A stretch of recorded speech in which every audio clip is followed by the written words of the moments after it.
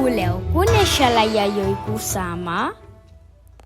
La Yayoi va néixer a Japó, a la ciutat de Matsumoto, on hi havia un palau de fusta i pedra i muntanyes nevades de fons.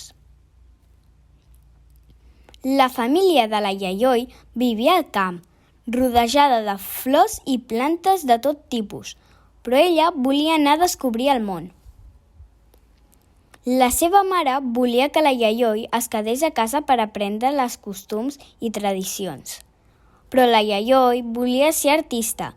Cada dia sortia a dibuixar tot el que veia i s'imaginava. A l'escola no la deixaven dibuixar el que ella volia i se sentia molt trista amb aquelles normes. Així que quan es va fer gran, va fer una maleta amb els seus quimonos de seda, molts dibuixos seus i unes sabates amb diners a dins. Va pujar a un avió i se'n va anar a Amèrica. Va arribar a la ciutat de Nova York i va pujar a l'edifici més alt, l'Empire State. Quan va mirar baix, al carrer va veure autobusos, cotxes, persones molt petites, tan petites que semblaven puntets. I va començar a pintar molts quadres amb el que s'imaginava. Sempre hi havia molts punts a les seves obres. Pintava punts a tot. Era la seva manera de veure el món.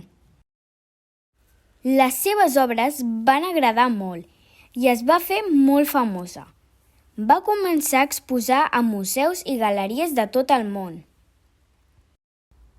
Una carbassa al costat del mar, un sofà cosit amb trossos de roba, un jardí de tulipes gegants, una habitació blanca plena de gomets de colors, una habitació fosca amb milions de miralls. La Yayoi es va fer gran i va veure que el seu país havia canviat. Així que va decidir tornar.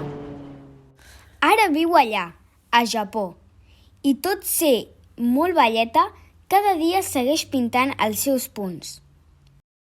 Aquesta és la història de la Yayoi Kusama, una dona molt valenta que va decidir ensenyar al món la seva creativitat.